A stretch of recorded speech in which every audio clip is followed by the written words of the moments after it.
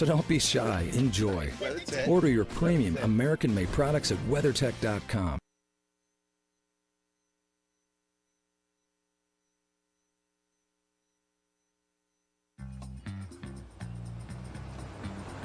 It's hard to contain your excitement when you get something you've really wanted. Like the gold standard in automotive protection, WeatherTech floor liners. With deep sculpted channels and laser measured for total protection in the front, back, and even up the sides. Dad, you're going viral. What? WeatherTech me. So don't be shy, enjoy. Order your premium American-made products at WeatherTech.com. You don't get the label Black Sheep without doing something to earn it. Black sheep aren't bad, they just stand out from the crowd. They look at the status quo and say, we can do that better.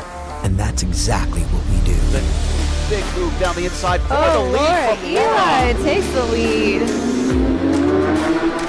going to come down to the finish. Kyle almost side by side, but a good exit will give Laura Eli the win here overall in the first round of the Porsche Sprint Challenge USA West Series.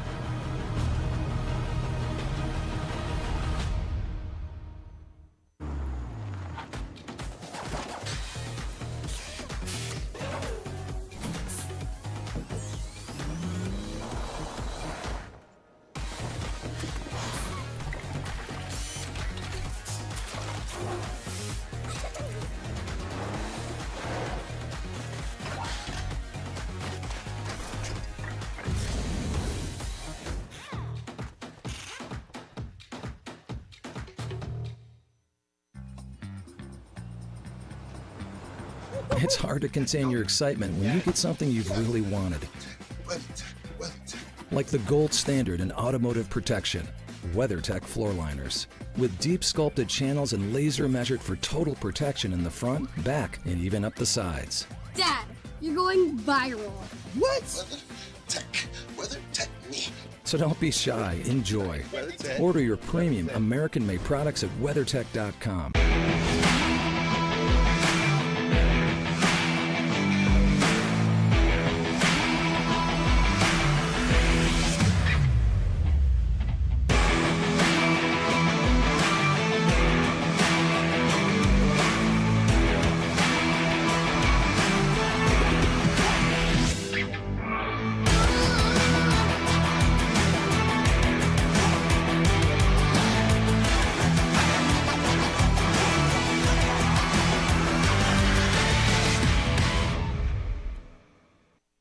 You don't get the label Black Sheep.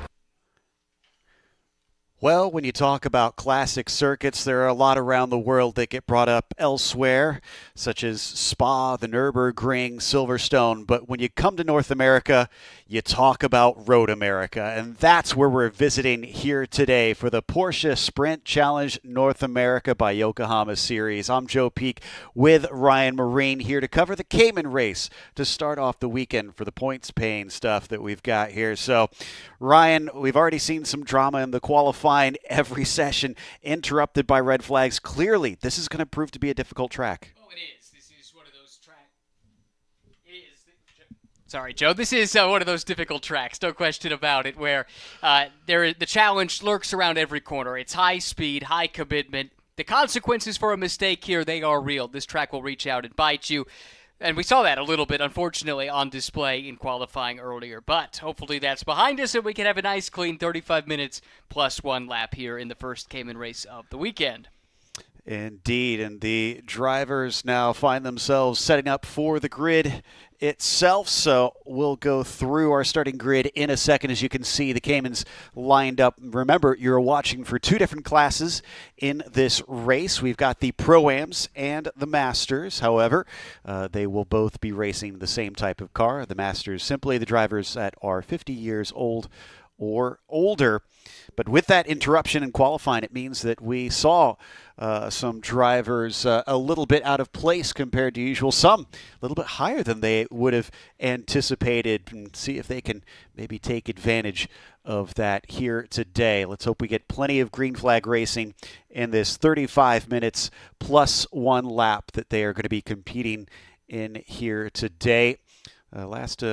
A few last-second things going on as somebody's got the door open up there at the front of the grid, so I hope everything's okay. That would be, I think, the pole-sitting car of Ian Porter that they're taking a look at right here while they deal with potentially a little bit of drama on the grid. Some drama before we get to the grid. We got word that Alan Scalzo, who had qualified on the Masters pole, may be in a position where he was not able to take part in the race here today. So we'll have to take a look and see if that manifests itself or not. But if so, that would be a big disappointment for Alan, who had a great weekend at Watkins Glen and was continuing that fine run of form in qualifying earlier this morning. Yeah, I don't see that blue and orange car out there from the shot that we've got, so I think he might be passing up on this one. Now, some of this may be down to preserving the equipment, since this is a unique weekend for a Porsche Sprint Challenge, because we have the Porsche Endurance Challenge also happening. And some of these cars will have to do double duty, both racing in their regular series as well as that 60-minute race that is going to be taking place on Sunday. As the pace car now exits, why don't we go through our starting grid for today's event with Ian Porter on the pole position, with Lonnie Unser going to be starting next to him. She's looking for another podium here. Maybe she could even sneak a win with row 2, seeing Chloe Chambers returning once again in her Cayman, as Aline Scalzo will start in P4 on the outside of row 2. Then we get into the third row with Caroline Conda in the Rafa Racing number 84. Roland Krine's going to be starting in the 6th position in the number 19 machine. Michael Clark then starting from P7, with William Pelichewski starting in the 8th position on our 4th row. When we go to row 5, it sees Tom Kopczynski starting in 9th for the RS1 team, and Kelly Moss's Jason Golan starting in 10th. To the 6th row of the grid we go now, and that's where you find Patrick Dempsey making his second appearance of the season. He'll start next to Chris Hutter in 11th and 12th, respectively. To row number 7 we go, and we find Daniel Ammon back with his vintage racing company, Cayman, alongside Jim Johnson from Goldcrest Motorsports. Row number 8 of the starting grid. Bill Finnick had an incident earlier today. Not sure he's in a position to take the start. Dan Sybil back as well. He had missed a couple of rounds, but back in the championship this weekend. Rob Trollinger set to roll off in 17th, and Joe Rizzo in the 18th starting position. And row number 10 belongs to Woody Witchard and Paige Morales in the 20th starting position. Thomas Kerr and Joe Petkus, 21st and 22nd on the field as they make their way around here under the safety car. Rafa Martinez does not look like he's able to take the start. We can tell that story as we go. And Thomas Bigany also unlikely to be in race shape, the car at least, due to an incident in testing yesterday. Row 13, well, there isn't a row 13, so that's how they're going to line up here today at Road America.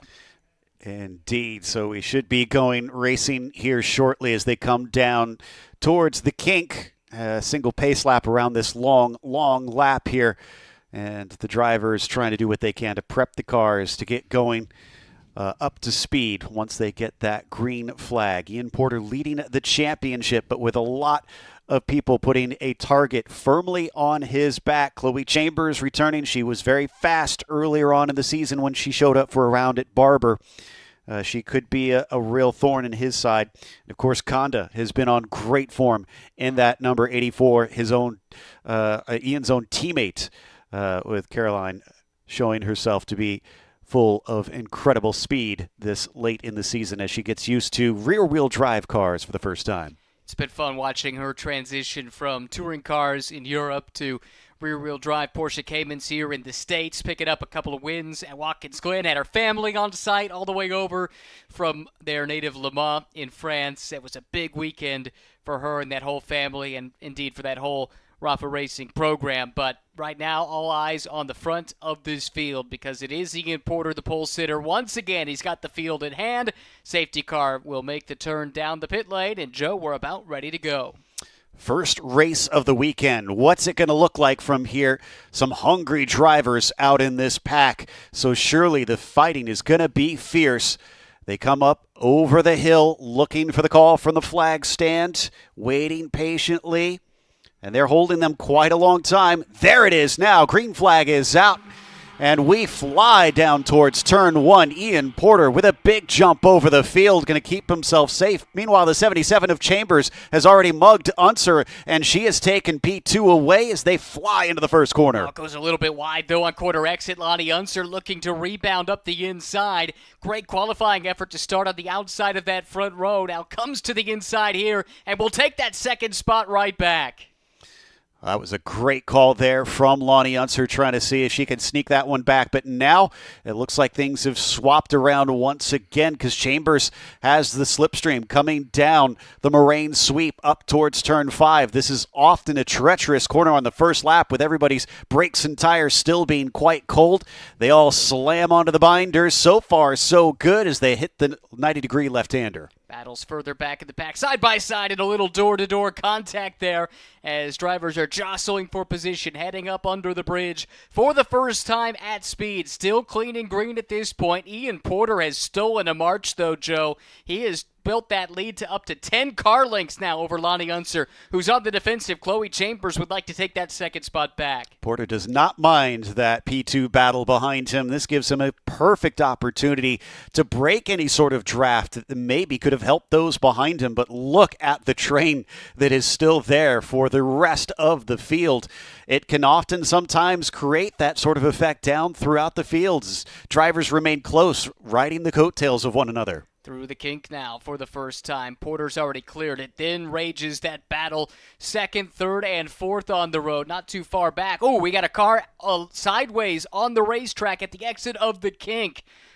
Contact there, it looks like on the inside. That could be Tom Kopczynski, I believe, who has found the wall, and we go yellow right away here on the opening lap. I could see a car kicking up quite a bit of dirt and then suddenly going sideways across the track. That is never a good sign. He has a friend as well. So the 8 and the 69 car, that's Daniel Ammon, who is also off for the Vintage Racing Company.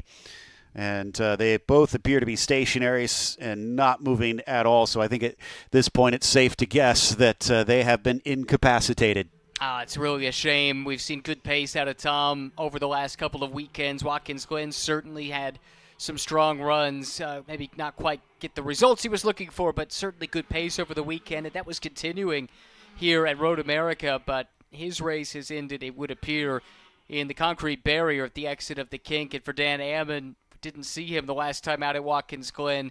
Great to have that beautiful livery back in the paddock, and hopefully the damage is not too significant here with that lap 1 incident. Indeed. One driver that is probably happy about this is Lonnie Unser, because this closes the gap to P1. And speaking of that Kelly Moss team, we have, nonetheless, Victoria Thomas joining us. Welcome up to the booth. Certainly was an exciting start for one of your drivers. It sure was. Well, we're really excited to see Lonnie in P2, and looks like it's going to be quite a battle for her for this whole race. Absolutely. It sounds like your team has honestly had a phenomenal year, not just here in Sprint Challenge, but in all the various series that you compete in. Yeah, we're having a wonderful year. I think racing is certainly alive and well, and we're enjoying the joy that Porsches bring these drivers and the fans alike, and we're really happy. This is our home track here, so it's a really special event for us all the way around. We're hoping that the success that we had last weekend kind of rolls into this weekend with that home field advantage, and especially this weekend for Lonnie, really exciting. She has True Stage here, who are her sponsors, and they are supporting a program that is bringing diversity diversity into motorsports called Race Forward. And what the program does is brings women and minorities into racing so that more people can see themselves in this industry and continue to grow our industry.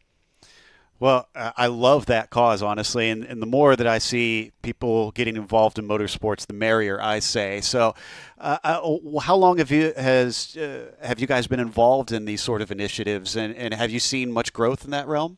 Well, I think that if you watch the podiums this year, you're going to see there's a large percentage of women that are represented, which I'm incredibly proud of. But I feel like every single year we have seen growth. I am very fortunate to have a little bit louder voice in that because there aren't a lot of professional team owners that are female. So I can kind of bang that drum and help to bring awareness. And I think that we're making great strides. And you see it in the paddock, you see it in the fan base. And again, you're seeing it on the podium this year, particularly in this series. When we talk about the diversity initiatives, usually we start with the drivers, but that's not all that this is about. You can speak from this as a female owner in motorsports, but also mechanics and engineers. There's lots of ways that women and minorities can be involved in this sport, and I know your team is at the forefront of trying to push that initiative. Yeah, absolutely. Recruitment has been a struggle for businesses all around the world, and particularly post-COVID. And for us to be able to bring in mechanics and engineers and truck drivers and tire people that are women and minorities is incredibly, it's wonderful because people see it and then they recognize it's an opportunity. And for what we're doing in terms of the teams and the drivers, being able to increase the fan base to help distribute some of the cost of racing is also something that's very important. It's one thing to have the representation, but how important is it then to also have the success to go along with that, to basically be a proof of concept? Yeah, well, that certainly helps. I don't think that you can stand anywhere and bang a drum and then not be doing a really good job. For everybody, I think the most important thing is to be head down and do a great job, which is wonderful. We're seeing that again right here with Lonnie. She's an incredible spokesperson. She's a wonderful human being, and she's out there kicking butt in the racing. We're super proud to have her. And she's honestly a lot of fun to be around as well. I'm a little bit jealous that Ryan got to spend a lot more time having her join in the booth out there. The thing that strikes me about her is, with her last name, that carries a lot of weight right there. And yet she seems very humble about everything. She seems very easy and laid back to work with. She is a dichotomy in that she's incredibly humble and incredibly sweet, and she's also very formidable. And, it's not just our series she's running in. She was doing a fantastic job at Pikes Peak. Yes. And we have the added bonus of having her family as well. If you've had any opportunity to spend any time with her parents, who often come and support, they're amazing people. So it's a great family. And again, it's another opportunity to raise awareness because that name is so well known. And for Lonnie, she's coming off of a big couple of days a few weeks ago where she was part of the Porsche Female Driver Development Program presented by Mobile One, if I'm getting the nomenclature correctly, where she got to take part in some training along with some other female Porsche drivers at Porsche Penske's headquarters in North Carolina. And I pointed out to her in a conversation earlier this weekend, well, an Unser at a Penske shop, where have we heard this before? Yeah, absolutely. And that was also the junior drivers were there as well. So the wonderful program that Porsche's put together to give them development beyond the racecraft that they receive here, but also help them develop their careers, learn how to communicate in interviews and social media, to talk about the focus of physical health. All of that was part of the training that they went through in that 3-day intensive. And I think that it's really wonderful that they're teaching more than just the racecraft, because their skill set just on track isn't the only thing that matters. Well, we've got obviously these 2 races, well, 3 races really this weekend, with the Enduro thrown in there as well. And then after that, we go to Sonoma. How do you feel Kelly Moss is looking here at Road America and then also in California in a few weeks' time? Well, it's a challenging series. There's a lot of great racing that happens, so we're not going to hang our hat on too much, although I feel like we're pretty lucky where we're standing in the points in terms of the team championship. I think that we could probably safely say that one we're feeling pretty good about, but all of the rest is still up for grabs. Certainly. And the drivers, out here, still waiting for the flatbed to pick up our two stranded cars. Unfortunately, both of them still out there with about 25 minutes left to go. This has been eating into quite a bit of our race here, Ryan, so this is going to mean even more frantic racing once we get out and get to green. Yeah, it's frustrating, I'm sure, for the drivers, probably for the teams as well, Victoria. You come here, you want to race, you've got your 35-minute sprint races. These are true sprints, and when you have a larger incident like this, it really cuts into what we're all here to do. Yeah, it really does. But that said, this track is really a beast. And every once in a while, I'm not only a team owner, I'm the team mom.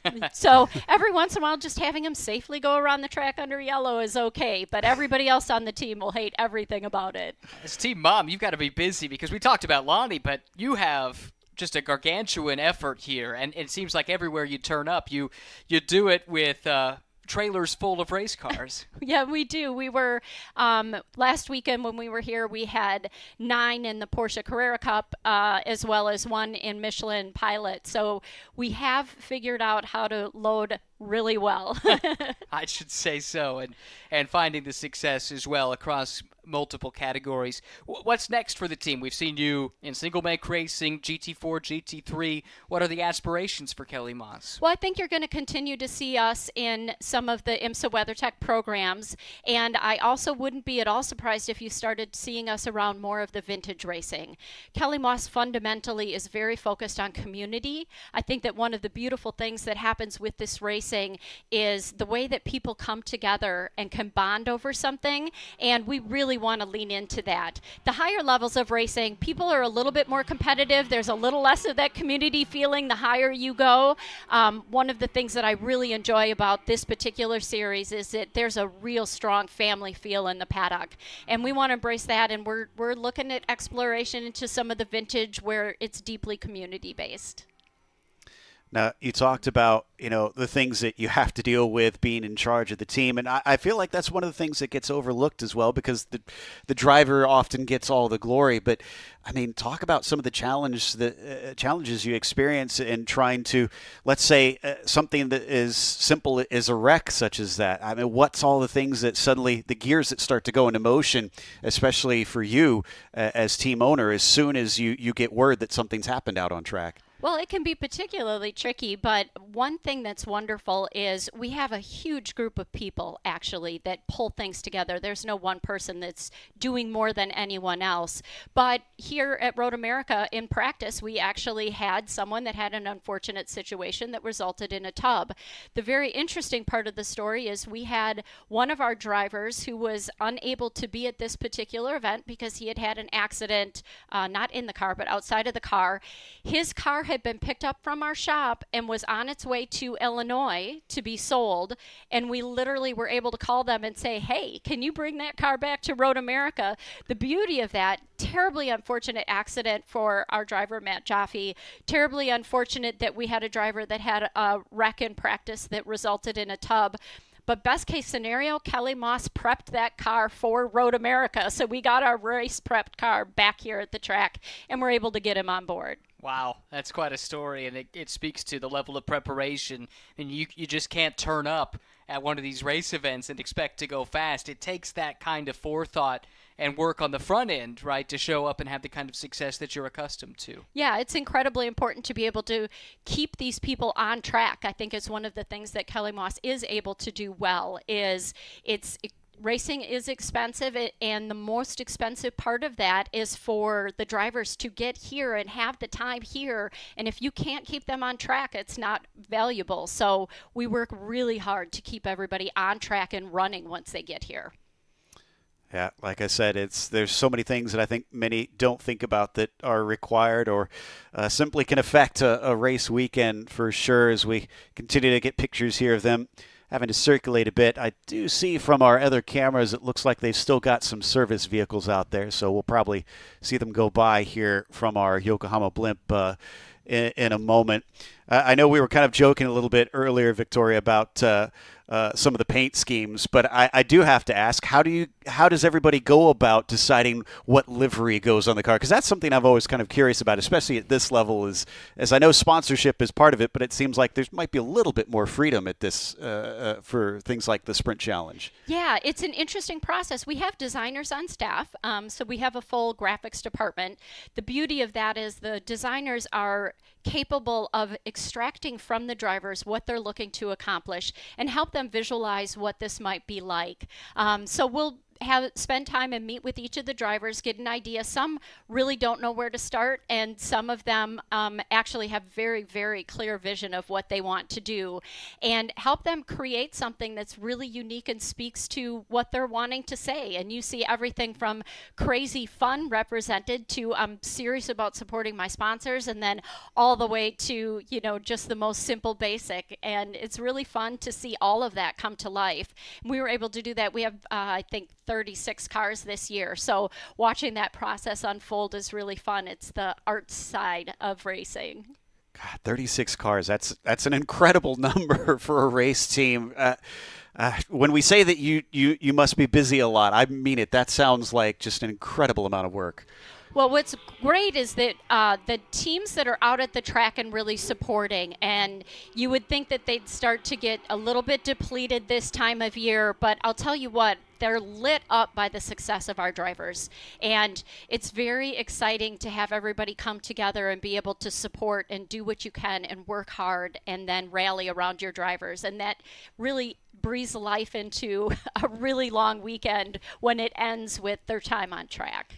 Well, we know you got a lot on your plate without coming up and chatting with us. You're welcome to stick around as long as you'd like, but if you'd like to get the team owner hat back on, we certainly would understand that as well. Always great to get the insight from you. Well, thank you so much. It's always a pleasure to talk to you guys, and let's cross our fingers for a clean race. Yes, hopefully we can get this thing restarted here, Joe. We've got 19 minutes on the clock. One piece of work I wanted to cover off. We were wondering if Alan Scalzo was good to go, and it looks like he has been. He runs 5th overall and leads in class, so that was great to see because there was some question about whether or not that car would be set to take the start. We weren't really sure why, but happy to report that Alan is on track and currently leading in his class. Yeah, so I must have missed him when I was out there trying to see if I could spot him, but has made quick work in what little racing we did get. Didn't even get a full green flag lap out here, so he must have really done good job there at the start to try and fend off what were likely many cars trying to push their way forward. Michael Clark definitely among them, sitting in 3rd in class. Another podium would do him no harm, and trying to push forward on a potential championship. Let's see if we get going racing, because our cameras are showing those vehicles, I think, mostly having left the scene of the accident. We haven't looked at the pace car quite yet. Usually the signal that you look for is the lights on the pace car going off, and I think we're getting mentioned that yes, indeed, the lights are off on the pace car. Great news. That indicates we should be going green the next time around. So Ian Porter has had a lot of time to think about this. He's got Lonnie Unser right there, hot on his heels. Then Chloe Chamber and Carolyn Conda, winner the last time out at Watkins Glen. Top 4 all from the Pro-Am class. Then Alan Scalzo leading the way in the Masters division. Roland Crines, who's in good spirits. He's been quick as of late. Michael Clark, who's had a great season, had a difficult start to the weekend, though, let's remember, for Michael Clark. And his wife, who teaches math at a university, I guess, has been doing all the calculations about whether or not, or what he needs to do, basically, to hang on and win this championship. So he will be well aware of what is required of him. He sits in the 3rd spot. Bill Pelichowski and Jason Gohl in the top 5. Patrick Dempsey, 6th right now, on the verge of a top 5. Great to see, because we don't get to see Patrick behind the wheel probably as much as he would like these days. Yeah, very true. And I'm sure he's very happy to have finally returned this season. Kind of curious if Clark's wife is available for help up here in the booth, because math is not our strong suit, if you've ever watched these. But all right, let's see who's going to be good with numbers by the end, because Ian Porter is going to take the restart here. The green flag is out already. He gets a pretty good jump over Lonnie Unser, but this time Lonnie is going to hold on to P2 heading down into turn 1 as Chambers is just a little bit too far behind. Looked like the fight might have been for third. It looked to me like Conda was closing in on Chloe Chambers, but wasn't close enough to pop out a line and make the move. Then it's that next trio, Scalzo, Crines, Clark. They run nose to tail, headed down towards turn number 3 here. They're the top 3, the podium in the Masters division. It's side by side behind them, though, on the exit of turn 3. Yeah, it looks like Pelichewski just in front of that fight. That might be between Golan and Dempsey here, as Golan's got a nice run. Dempsey on the outside heading down into the corner. Going to be difficult to try and come out ahead on that one as they reach the braking into the left-hander, and Golan is going to be able to pull up in front. Good fighting, though, and very clean there into turn number 5. It's a great passing opportunity, but a difficult one. Downhill braking zone. There's a lot of things that you have to manage with the balance of the race car through that section of the racetrack. Everyone able to do so. Clean so far here on the restart. 15 minutes plus 1 lap to go with Ian Porter showing the way over Lonnie Unser and Chloe Chambers. To correct myself, I believe that was actually Hutter that was making that move down to the inside. So that's a different class driver with the Pro-Am trying to get through what is a sea of the Masters drivers to get up to Conda and try and fight for one of those top 4 positions. They hit the kink this time in anger once again. Let's hope we keep everybody out on track, and I think that may have been Conda going way out to the outside of the corner. Oh, battle heating up here. This is Conda looking to the inside now of Chambers into Canada corner. Close but no cigar, not able to pull up fully alongside. That said, Chambers goes wide. That lets Conda slip on through. So the final podium spot has changed hands with Chloe Chambers, winner of the last F1 Academy race at Barcelona, losing this spot to Carolyn Conda. That's the second time in 2 laps we've seen Chambers go wide off of a corner in a heavy braking zone. Not sure if that's a setup thing or if maybe there's just a little bit too much ambition on the cold tires. So now we've got Conda onto the podium as once again those JDX, those Rafa cars continue to show dominance here in the Cayman classes. Yeah, looking like they might be set for another double podium. Then there goes Scalzo through, and I think I understand why you might have not been able to quite tell that was Alain, because the back of the car looks like his normal paint scheme, but the front, it does appear to be different bodywork, white bodywork, so a much different paint scheme that we're used to seeing for the Canadian, but he is out in front, continuing to show the way in the Masters division. Crines also doing a bang-up job there, running in second, holding off guys like Clark and Dempsey. Dempsey up to 4th in class now as well, so he's been doing an excellent job. Looks like the 77 of Chambers is not going to rest on her laurels as he gets quite close to Conda down into turn 5. Can't quite get side by side, but she's making sure she is at notice here. Yeah, really fun battle here to keep an eye on, that's for sure. And talking about Patrick Dempsey, you know, people know him, of course, for his acting career, but spent a lot of years racing. First, I remember seeing him show up in Mazda RX-8, and then a lot of years, of course, in Porsche machinery. Great to have him back. Saw him at Circuit of the Americas, had a 5th and a 14th, so a 4th where he runs right now. That would be a season best in admittedly only 3 starts, but nice to see for Patrick Dempsey. Patrick Dempsey was an actor? So I'm told. Yeah, it's sometimes it does get a little bit hard to tell since his racing career has done so well for himself and certainly is passionate about it. And he is slipping right back into it quite well here for the Porsche Sprint Challenge North America Series. And, of course, the Endurance Series is, I think, the big draw for him. So this one probably a bit of practice for that later this weekend. Hutter up to the top 10 now. I was talking about his battle earlier. He still sits behind Pelichewski, who in front of him is racing for that Masters class. But so is the next 4 cars in front of them as well. So like I said, he's got a lot of work to do just to get to another points-paying position within his own class. And for Hutter, he definitely needs to bounce back as he didn't have the greatest of results last time out at Watkins Glen, but has had a few good ones throughout. Yeah, for sure, and we expect to see him charging up through this field as the race goes along. Right now, it's one of those difficult situations where he's stuck, surrounded by cars in different classes, and you don't know just how aggressive you need to be in those situations. How will they treat you as an out-of-class car in their midst while they're fighting for class position? Always a difficult balance to strike as we go on board here with Chloe Chambers. Great look out the windshield and a look at her at work in the cockpit as well. This is turn 5, downhill braking zone, slowest corner on the racetrack, but certainly one of the more challenging. Yeah, it's got a little bit of a kink on the way into it as well, so that makes it even more tough to try and get these cars woed up. The Caymans maybe need a little bit longer braking zone than the Cup cars in some situations, since they don't have any of those aero devices to really help slow them down in quite the same way. What this is doing is Lonnie Unser, although she hasn't, I'd say, completely run away from them, she's pulling a bit of a gap now. So it seems like Carolyn is maybe a bit focused on the rearview mirror instead of trying to keep up with Lonnie. Yeah, Lonnie's done a great job. Her pace has been just that little bit better than the pursuing cars each of the last few laps, and she finds herself with a lead over third place of just about a second. Ian Porter, by the way, setting fastest lap after fastest lap, 2:15.8 the last time by. That's a few tenths off of his personal best, but he's the only one in the 2:15s, Joe. Everyone else in the mid 2:16s or higher. Ian Porter in a class of his own, and it's not the first time we've said that this year. Yeah, that said, with the racing that we have had, he's only about 2.7 seconds ahead. So let's see what this latest lap looks like in comparison on time. 2:15.7, so not that much slower than his best lap.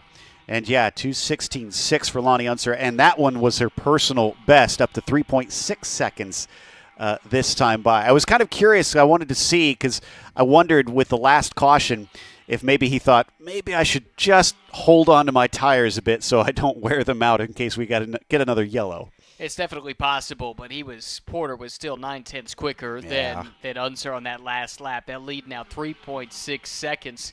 The former Call of Duty world champion in his first year of competitive driving has been a quick study. He's got a huge lead here around one of the more challenging courses in North America, certainly one of the more challenging courses on the schedule, and he's making it look about as easy as it can to wrangle one of these 425 horsepower machines. I mean, it's one of the fastest road courses in North America. For a long time, it was the longest road course in America. I think it's since been displaced on that one, but he is taking to it like a duck to water for sure as he comes out of the hurry downs through turn 8 and now into the carousel. This one's going to eat up those left side tires as it goes more than 180 degrees while also going downhill.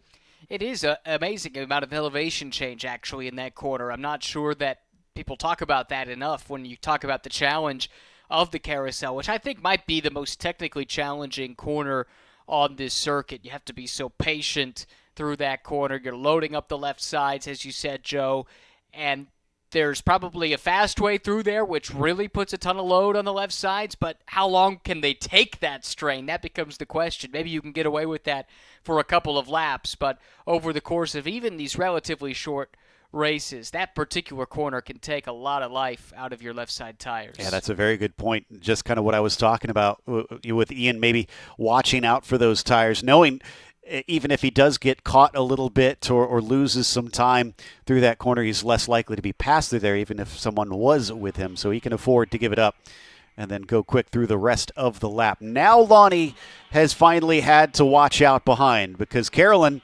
is catching back up, and she is going to try and hunt down her fellow competitor in these final 7 minutes of this one. Can she manage to make it a raffle 1-2? Well, her teammate Ian Porter just laid down the fastest lap of the race at a 2:15.3. Conda did turn in her best lap and also broke into the 2:15 bracket as well. But it looks like Unser has answered back. That lead has stretched out again.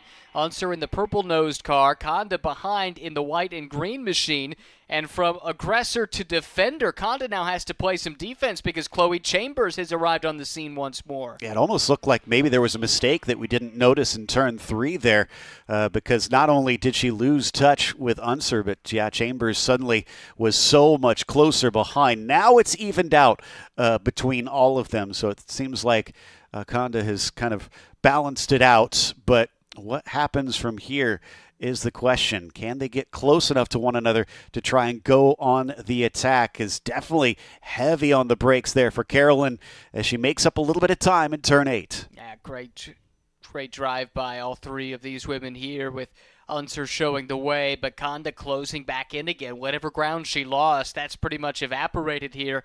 And now Chloe Chambers is fighting to hang on with this group. I mentioned her win in F1 Academy, but Chloe Chambers actually is undefeated in this series too. She ran the 2 races at Barber Motorsports Park, won both of them. Right now, though, finds herself off the podium in this transition back into full-bodied sports cars, which she did admit to me earlier in the weekend. It is challenging jumping back and forth from the single-seater F4 style car to this Porsche Cayman. Contact further back in the pack, though. Yeah, I was trying to make out who that was. That actually may have been Dempsey in there, but we'll see as they come out the other side, up and over Bill Mitchell Bend and heading up the hill. And yeah, I think that was indeed Dempsey that was in a little bit of a battle with Hutter as they'll cross the line once again. There he goes in the number 98. Had to get his elbows out a little bit, but it was side-to-side contact, and he's through. It was actually, yeah, battle with Clark. So Michael Clark dropping a position now. Oh, that's right. Clark has the different paint. Yes. I knew I was going to get caught out by that. We're so used to him being in his blue and gray car, and Clark now slipping down into 4th off the podium for him. Patrick Dempsey then in position potentially to stand on the podium in his return. Clark has dropped back and now finds himself under attack from Pelichowski in that tang-colored machine. Somebody pointed out to him early in the season that that's what the car looked like, that orange car, and he promptly slapped a Tang sticker on the side. Definitely one of my favorite liveries that we've got out there. Man, they are right on top of one another. Clark did not take kindly to being overtaken. Pokes his nose a little bit, but then can't quite make a move. Now, Michael Clark's got to be thinking championship here. Patrick Dempsey is not one of his championship rivals. Now, Alan Scalzo is, but the lead is massive. It's 121 points for Michael Clark. There's not a huge difference between the different positions in the way that the points are paid out with the point structure used by this championship. So for Michael, he's just got to think big picture here, I think. He can't spend too much time worrying about losing a position to someone who really is irrelevant from a championship perspective. Don't throw it away. Don't risk too much, because with that points lead he's got here, just consistent finishes inside the top 5 should be enough. Yeah, for reference, a 4th place finish is worth 42 points, whereas a win is worth 60. So that's an 18-point swing, but like you said, 121 points between them. He could actually afford those 18-point swings, I think, for the remaining races and still come out the champion. Oh, absolutely. 121 points the lead, and there's 4 races to go. So even I can do that math, Joe. Thank you for giving me an easy one. Yeah, sometimes we can actually get it right.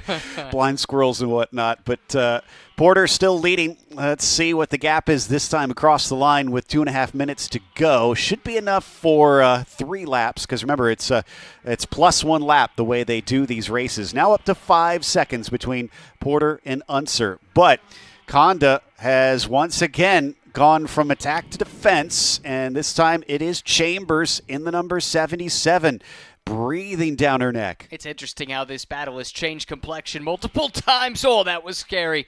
Oh, had a spin there. It looks like that's off of turn 3. That is 1, I think. That's turn turn 1. 1. You're right.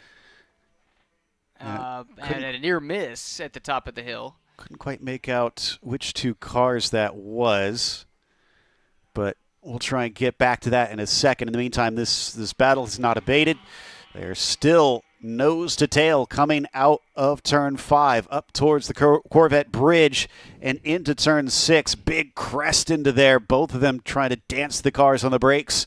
And so far, Carolyn able to hold off Chambers, but I have a feeling with the last lap coming up, and we got a car off with what looks like a wheel, maybe not in the right position.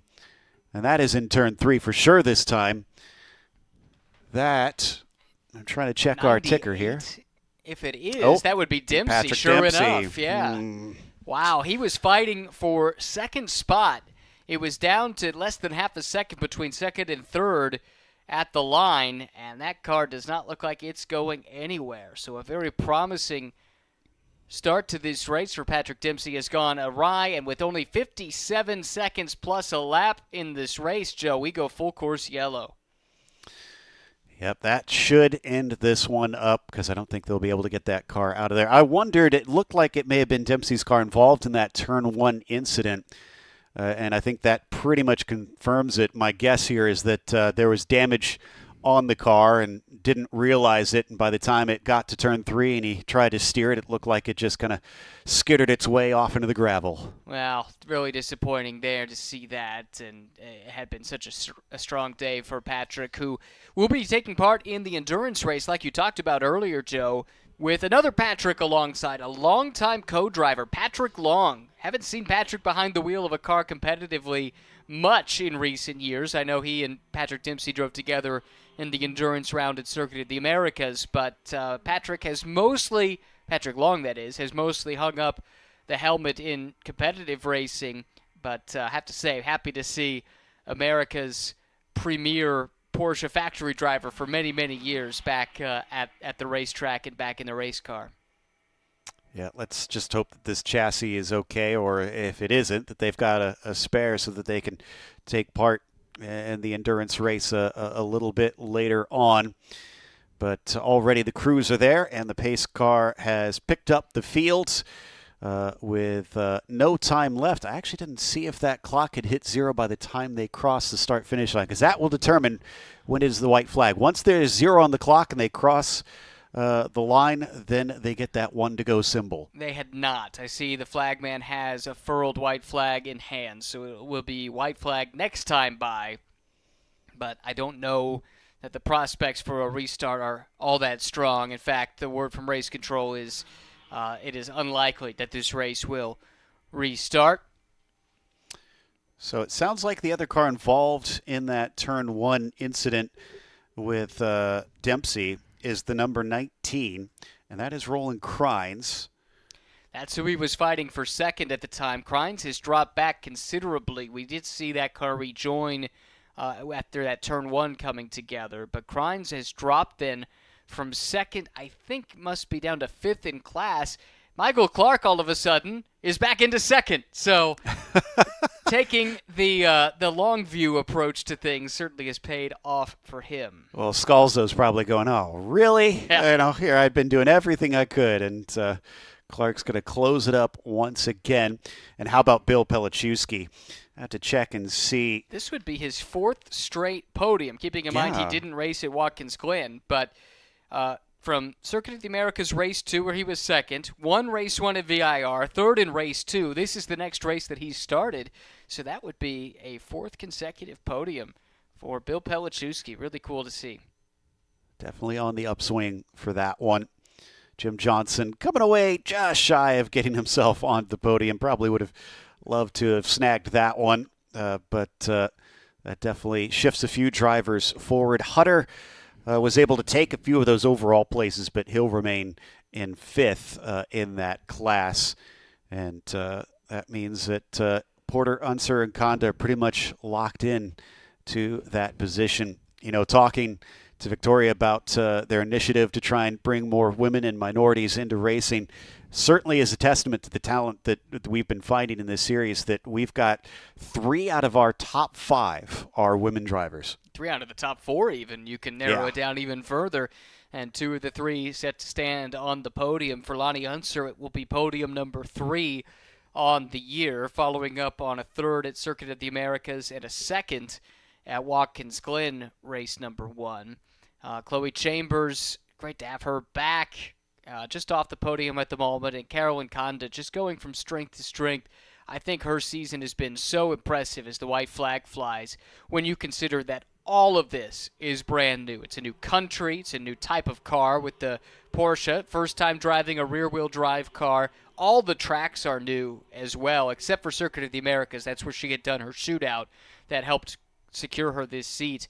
But I think what we've seen out of her this year, given the fact that everything has been a learning experience, from the language to the cars to the tracks, really speaks to her level of talent. She has stepped up, and I look forward to seeing whether or not she'll make a leap higher next season, or if she'll be back here in Porsche Sprint Challenge, and what that will do for her, because having all that experience, you have to think is going to do nothing but help if she does return to the Sprint Challenge North America, and try and see if maybe she could go for the championship, because obviously Ian Porter at this stage, the way he's been dominating, and the fact that he's going to have another win with only 3 more rounds to go, it's looking like a pretty safe bet. Obviously not guaranteed mathematically, but the 86 has pulled such a massive gap at this stage. It was 63 points ahead of Carolyn coming into this one, so yeah, that's more than a win's worth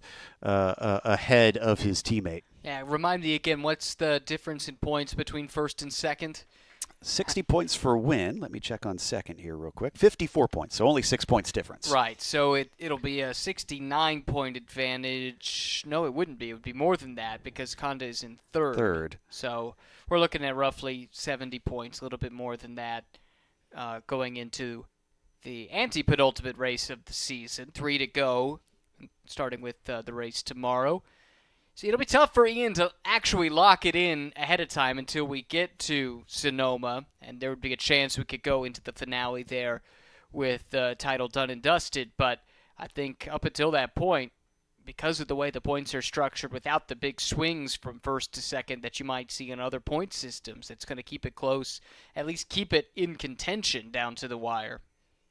Certainly. And as they get ready to wrap up this last lap of the first race of the weekend, we have to remember they got one more to go here at Road America, at least for points in the North America Cayman Series. We will have the Endurance Series as well, that both of them are going to be taking part in, competing for different, competing on different teams, but still under the Rafa banner. Of course, with quite some talent behind them, both of them definitely bringing in the heavy hitters to see if they can try and go for the title on that one. 4 races total in that endurance series that they're going to be competing in, Sonoma being the next one, and then finishing up at Circuit of the Americas. Up to the final corner for Ian Porter. And maybe it's behind the pace car this time, but you have to say that even when it was green flag racing, didn't look like anybody had an answer for that orange and white 86. The checkered flag is held aloft by the flagman, and Ian Porter claims another victory in the Pro-Ams. Alain Scalzo is going to take another win over in the Masters ahead of Michael Clark, taking a small bite out of his points lead. Well, good recovery for Michael Clark, who looked like he was set to be off the podium at one stage there, but was able to rebound thanks in part to some misfortune there. As we mentioned, that incident between Crines and Dempsey, which is under review by race control at the moment, and we didn't get a great look at exactly what caused it, only the after effects.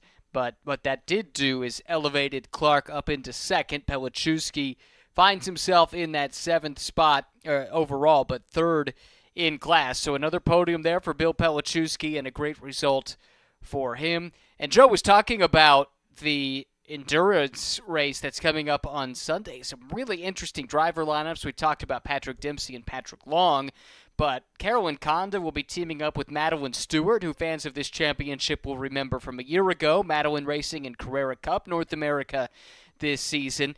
And how about Ian Porter and Alec Udell? If you've been following SRO racing at all over the past few months, Alec Udell has had a remarkable run driving a Corvette, actually, for DXDT Racing, coming off of a big weekend at VIR. Actually helped to score the first win for the new Corvette at Circuit of the Americas back in May. And it'll be Alec Udell teaming up with Ian Porter for the endurance race on Sunday. So that is race 1 complete for Porsche Sprint Challenge North America Cayman edition. We'll take a quick time out here, and when we come back, we'll have Joe Peak down for our podium celebration at beautiful Road America.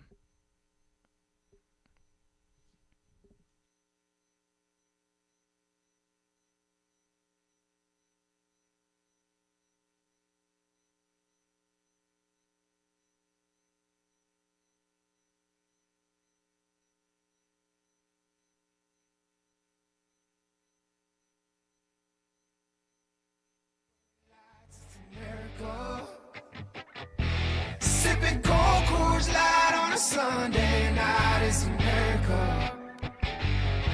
It's real as hometown pride. It's some apple pie. It's a miracle. And with an open mind, we can live our lives in America. Damn, I love America. Wake up every morning, go to work. Sunday, the day we go to church in America. Always been the one to do it first. We the greatest country on the earth. It's America. 'Cause in the USA, we work as hard as we play. We are all one and the same. I'm in love with America. From the countryside to the Broadway lights, it's America. Sipping cold Coors Light on a Sunday night, it's America. It's real as hometown pride. It's some apple pie. It's America.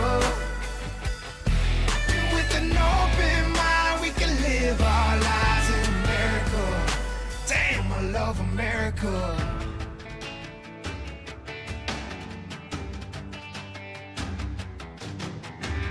If you stick it to your guns, fired up. Kick it and get the chopper right up in America.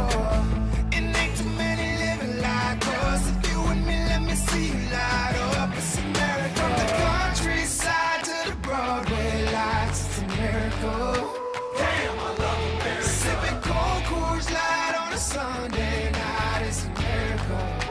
Damn, I love America. It's real as hometown pride. It's some apple pie. It's America. Damn, I love America. With an open mind, we can live our lives in America. Damn, I love America.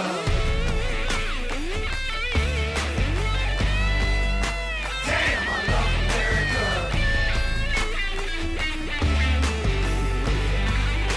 Damn, I love America.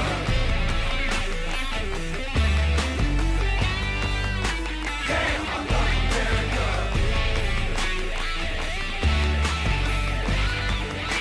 Damn, I love America.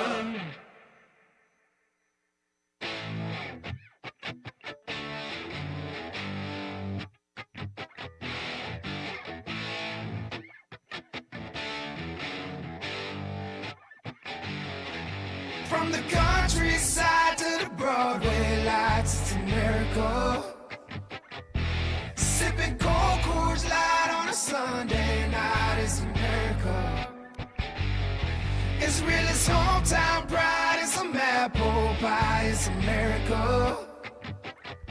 And with an open mind, we can live our lives in America. Damn, I love America. Wake up every morning, go to work. Sunday, the day we go to church in America. Always been the one to do it first. We the greatest country on the earth. It's America.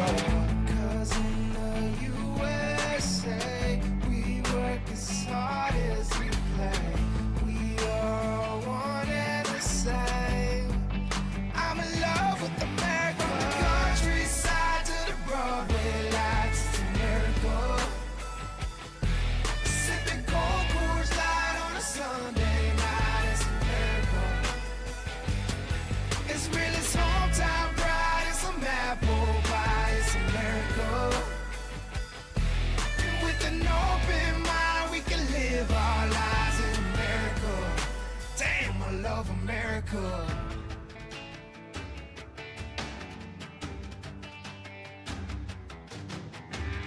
If you stick it to your guns, fired up.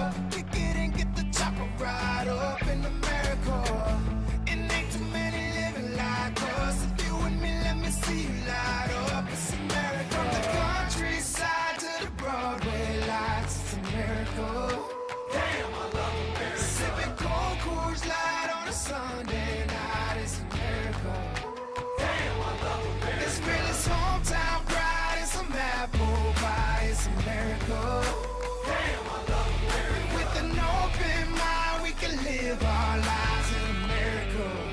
Damn, I love America.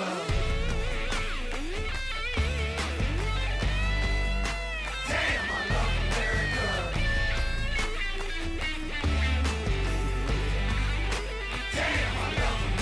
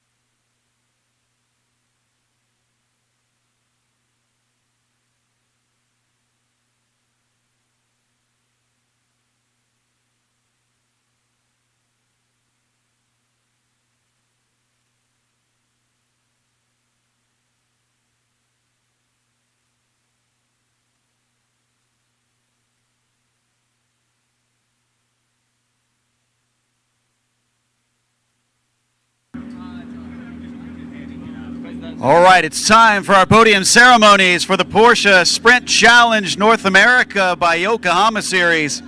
Race 1 sees the Cayman Masters finishing in P3. Car number 62, Bill Pelichowski.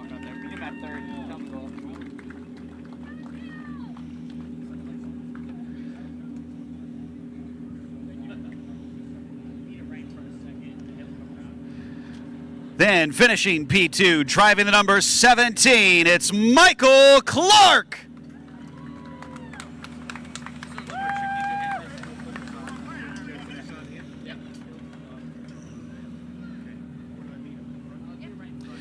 And our winner today in the number 26, starting from pole position, it's Elaine Scalzo.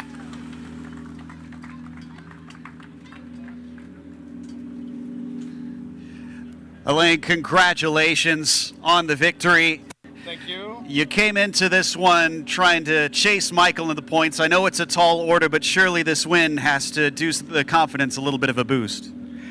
Oh yeah, for sure. It was really fun, but I don't think I will be able to catch Michael in the points. He's too far ahead. So the reason I'm doing this is to have fun. So I'm having so much fun already. So and Michael deserves it big time. Well, it's always fun when you're winning, and you were fastest in practice. You were fastest in qualifying. Do you feel pretty confident that you can carry this number one trend on this weekend? Yes, but my gap was a little bit bigger during practices with the other guys in my class. But in quali, everybody was pretty close. So honestly, I was confident, but I knew I had to compete, and so it was quite. I didn't battle this race, but I thought I might have. I'm sure. I was quite sure the guys behind were gonna catch me, but that's good. All right, we'll see if they get it and cause you a battle for the next race. Congratulations, that's our winner, Elaine Scalzo.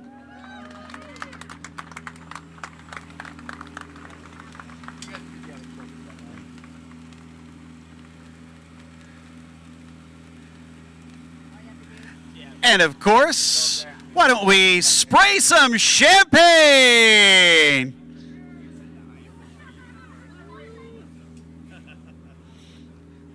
Those are our winners in the Cayman Masters here for race 1 today. Congratulations.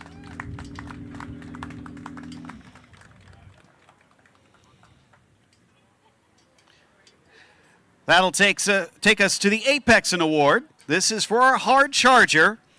The Yokohama Apexon Award goes to car number 24, Joseph Rizzo.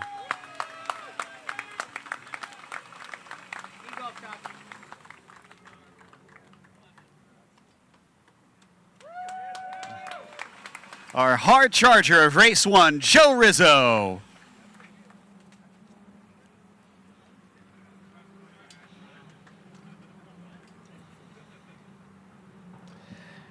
And now for our Pro-Am podium. Finishing third in the number 84, it's Carolyn Conda.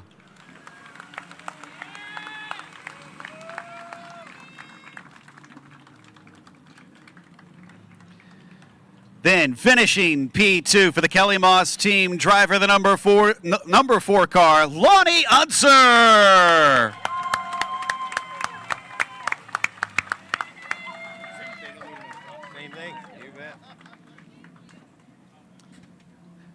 And our winner today, racking up another victory, driving the 86, it's Ian Porter.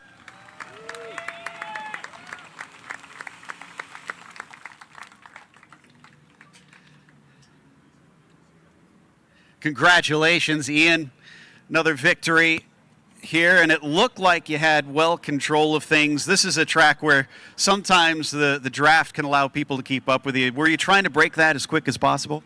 Yeah, a little bit. That was sort of the game plan. Throughout the weekend and week, sort of the times were very fast. So I honestly was just in my own world and driving my own race out there. Well, it's always a good thing when you can really focus on what you're doing.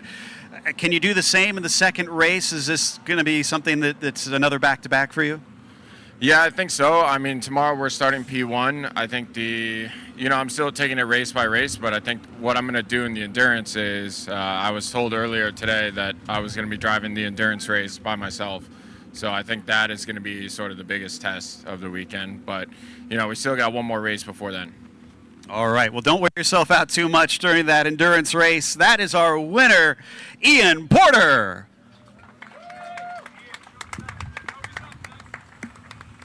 Oh, we got it. Looks like we're going to do the champagne first.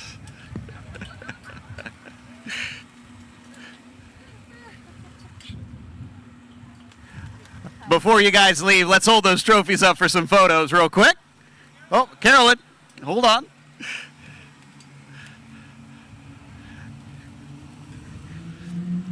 Got to make sure and have something for the newspapers.